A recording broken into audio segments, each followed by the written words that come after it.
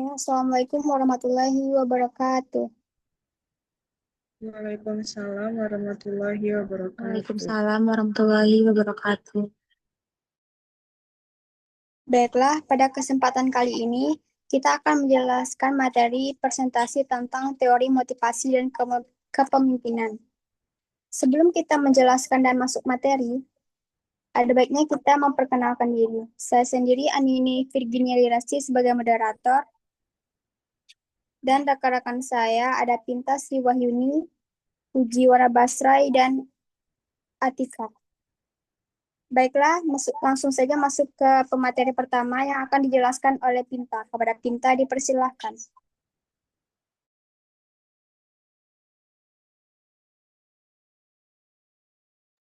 Baik, terima kasih moderator. Materi pertama ada teori motivasi.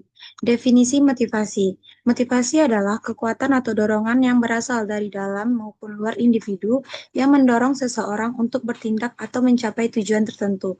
Dalam konteks organisasi atau dunia kerja, motivasi sangat penting karena memengaruhi seberapa giat seseorang bekerja, bagaimana mereka menyelesaikan tugas, serta beberapa besar komitmen terhadap tujuan organisasi. Contoh sederhana, seorang mahasiswa yang termotivasi secara internal karena ingin mengembangkan diri akan lebih aktif belajar, berbeda dengan mahasiswa yang hanya belajar karena takut nilai jelek, atau motivasi eksternal. Yang kedua, ada teori pendahuluan tentang motivasi.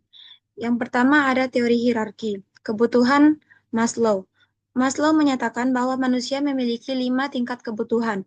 Yang pertama ada fisiologis seperti makan dan tidur. Yang kedua ada keamanan seperti stabilitas finansial. 3, sosial, hubungan dan diterima oleh kelompok. 4, penghargaan, diakui atau dihargai. Yang kelima ada aktualisasi diri seperti potensi maksimal individu.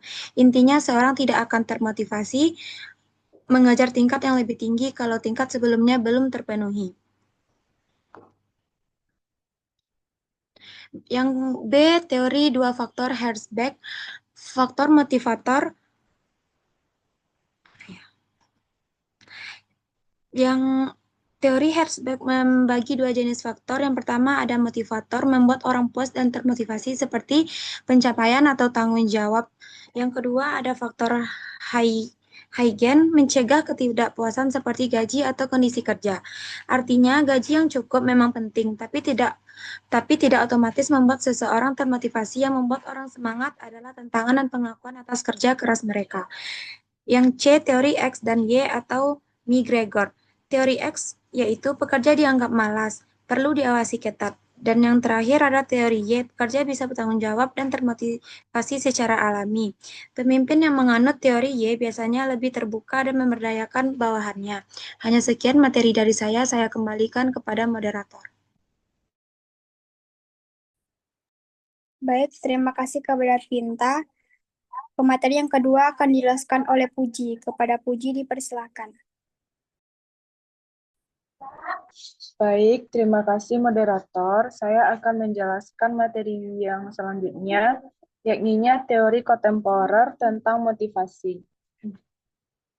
Yang pertama ada teori penetapan tujuan oleh Locke. Tujuan yang spesifik dan menantang akan meningkatkan kinerja lebih baik daripada tujuan yang samar. Contohnya, saya ingin dapat IPK 3,5 ke atas semester ini. Berarti lebih memotivasi dibanding hanya ingin lulus. Selanjutnya, teori ekspektasi dari Fromm. Ada 3 komponen. Yang pertama, harapan, dengan apakah saya bisa melakukannya. Yang kedua ada instrumentalitas, apakah hasil kerja akan memberi imbalan. Yang ketiga ada valensi, apakah saya benar-benar menginginkan imbalan tersebut. Teori ini menekankan bahwa motivasi muncul jika seseorang percaya bahwa kerja kerasnya akan membawa hasil yang ia nilai penting. Selanjutnya teori penguatan. Berdasarkan prinsip psikologi behavioristik, jika perilaku diberi penguatan positif seperti pujian atau bonus, maka perilaku itu cenderung diulangi. Sebaliknya, hukuman bisa mengurangi frekuensi perilaku negatif. Yang keempat ada self-determination theory oleh Deci and Ryan. Manusia secara alami ingin merasa kompeten, otonom, dan terhubung dengan orang lain. Motivasi ini muncul dari dalam diri, intrinsik, biasanya lebih bertahan lama daripada motivasi karena hadiah atau hukuman ekstrinsik. Materi selanjutnya, kepemimpinan. Definisi kepemimpinan. Kepemimpinan adalah proses memengaruhi dan mengarahkan orang lain untuk mencapai tujuan bersama. Seorang pemimpin bukan hanya atasan, tapi juga panutan. Dia harus mampu memberi arah, motivasi, dan membangun kepercayaan dalam tim. Berbeda dengan manajer yang fokus pada sistem dan struktur, pemimpin lebih banyak berurusan dengan visi, inspirasi, dan hubungan dengan manusia. Hanya sekian yang dapat saya sampaikan. Saya kembalikan kepada moderator. Baiklah, terima kasih kepada Puji. Materi kita yang terakhir akan dijelaskan oleh Tika. Kepada Tika dipersilahkan.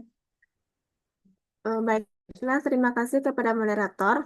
Materi selanjutnya yaitu pendekatan dalam studi kepemimpinan. Yang pertama itu ada pendekatan sifat.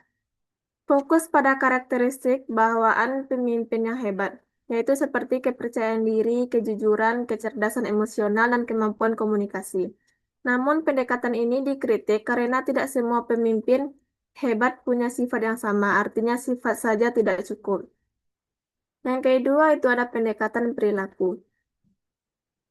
Penelitian menemukan dua tipe gaya kepemimpinan. Yang pertama berorientasi pada tugas, yaitu fokus pada penyelesaian pekerjaan. Yang kedua berorientasi pada hubungan, yaitu fokus pada kesejahteraan tim.